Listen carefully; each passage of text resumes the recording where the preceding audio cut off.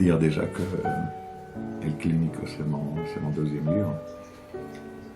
Et il part d'un moment, d'une anecdote qui m'est arrivée il y a 2 ans, quand je suis rentré à Madrid à la fin des fêtes de Noël pour la fête de l'Épiphanie. Et après la journée, puisqu'à Madrid, la fête des Rois Mages est vraiment un jour très festif où on sort de nuit, on finit vraiment très tard. On a tous les parents madrilènes qui sortent chercher des cadeaux et qui font des nuits blanches pour après mettre les cadeaux à leurs enfants. Donc, faisant partie de un peu de cette folie noctambule, j'ai bu, mangé chez des amis, on a fait des fêtes.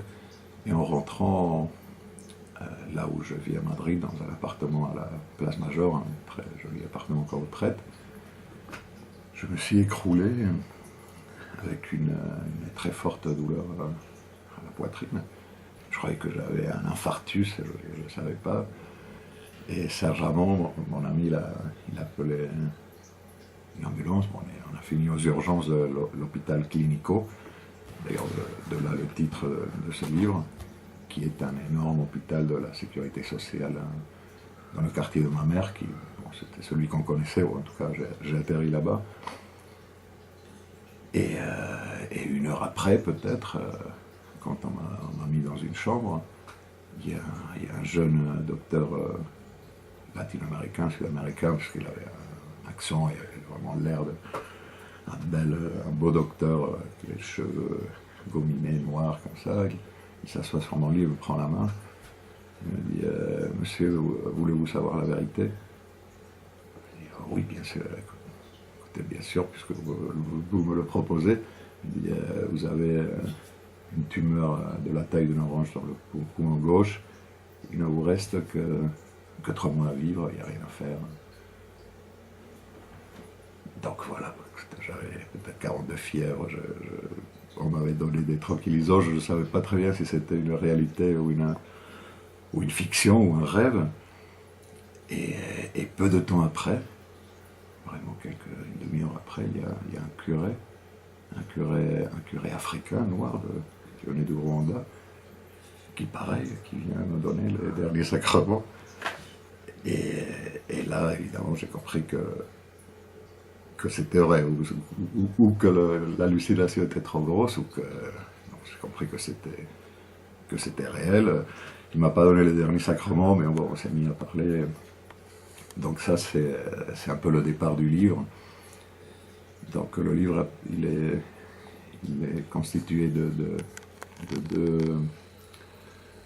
deux, pas parties, mais en fait de 2 temps.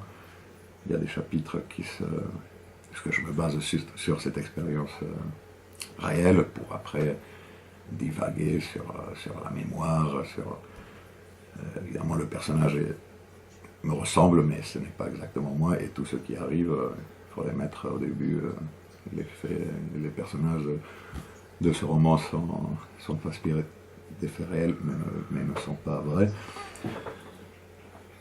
Donc il y a deux temporalités, des chapitres qui se passent à l'hôpital, dans la chambre d'hôpital, qui sont écrits au présent, avec les visites de la famille, les visites d'une tante alcoolique qui fait quelques scandales, d'un camarade de classe qui est devenu clochard et duquel il était amoureux dans sa jeunesse.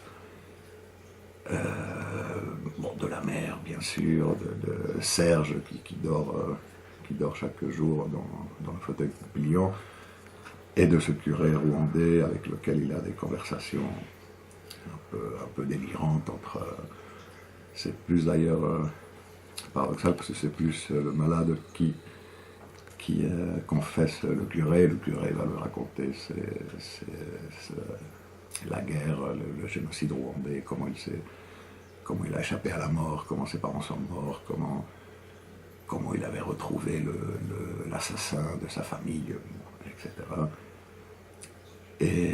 Et après, il y a une autre temporalité qui est plus écrite à l'imparfait, bien que tous les chapitres sont écrits dans tous les temps, qui raconte plus des anecdotes ou des rêves ou des visions ou des hallucinations du malade, de son passé, et plus précisément des premières années de son départ d'Espagne. Évidemment, dans son lit de mort, en pensant qu'il va mourir, il y a le passé qui réapparaît, qui se révèle. Donc il va se poser la question pourquoi était-il parti de Madrid. Il n'arrive pas vraiment à y répondre. Donc il cherche, il se rappelle comment il était parti la première fois qu'il a traversé les Pyrénées, son arrivée à Paris, ses premiers petits boulots, quand il travaillait pour des vieilles dames dans le 15e arrondissement, ou des rencontres, un curé alcoolique aussi portugais qui se réfugie à l'église Saint-Eustache. Bon, il y a plein de personnages qui apparaissent. Et plus ça va, plus les chapitres du présent de l'imparfait se mélangent. Et même à un moment, il y a un départ, par exemple à Caracas, au Venezuela, où le temps, là, c'est complètement où on perd la linéarité du temps. Il part à la recherche d'un souvenir d'adolescence. Il se retrouve à Caracas, dans un hôtel où on ne peut pas fumer. Et tout ça se déroule pendant 3 jours. D'ailleurs, le temps n'est pas très bien précisé, mais c'est vraiment 3 jours. Tout se déroule pendant 3 jours. Et au 3e jour, le docteur-chef arrive dans sa chambre et lui annonce qu'en fait, c'était une erreur de diagnostic et que sa tumeur incurable dans le poumon gauche est une grosse pneumonie de cheval, comme on dit en espagnol, je ne sais pas si on le dit en français aussi, et que c'est complètement soignable et que voilà, il peut partir. Donc après, il y a des amis, quand la nouvelle se répand, il y a la famille, des amis, il y a une petite fête avec les malades, les infirmiers de l'hôpital qui viennent, puis à la fin, le personnage retourne à Paris où il divague dans les rues, il divague dans ses pensées, dans les rues, en se rappelant et en mélangeant présent, passé et un peu futur. Et voilà. Et je me retrouve encore une fois à écrire un livre sur Madrid et mélanger Madrid-Paris. Et je ne sais jamais pourquoi j'écris et pourquoi ce passé me revient. Et ça fait 30 ans, plus de 30 ans que je vis à Paris. Et quand même à chaque fois, peut-être aussi on me voit comme un Espagnol, toujours on me considère comme un Espagnol. Du coup, quand je parle, peut-être je parle toujours comme si j'étais un Espagnol, chose que je ne sais plus si je suis, puisque quand je reviens là-bas, je me sens assez étranger. Et d'ailleurs, dans ce livre, on le sent que la ville a continué, le pays s'est développé, que l'espagnolité du personnage n'est pas du tout, ne coïncide pas avec la réalité d'un pays qui s'est beaucoup modernisé.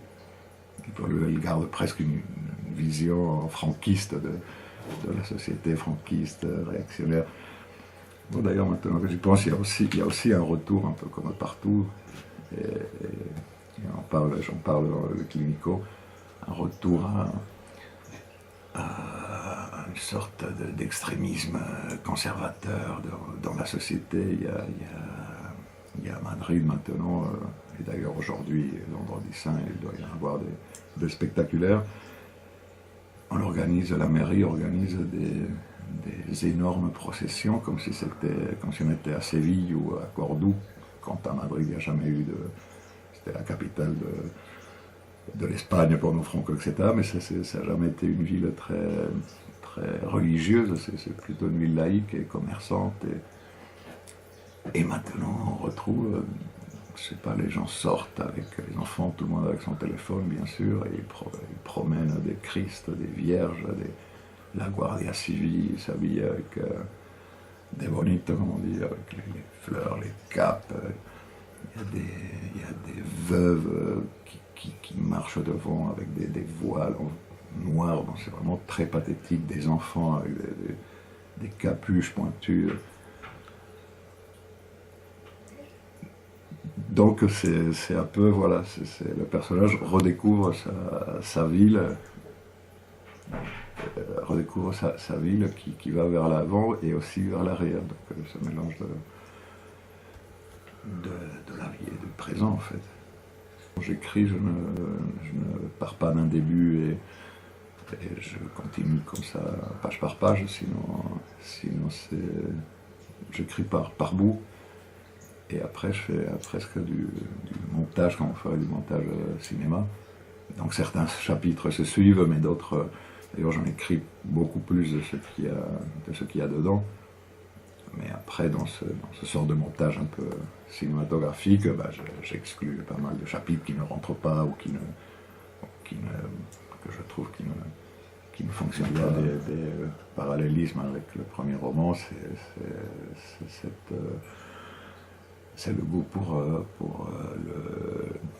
le mélange de grotesque et de sublime, ou de tragique-comique, de effacer les pistes pour savoir ce qui est réel et ce qui est fiction. Et dans ce livre El Clínico, puisque le narrateur est complètement bouleversé par les tranquillisants et par la fièvre, il ne sait plus si vraiment il réfléchit ou s'il rêve. Et il y a beaucoup de personnages, bien sûr, qui apparaissent, qui ont certainement existé, mais où la fiction se mêle, où l'exagération aussi.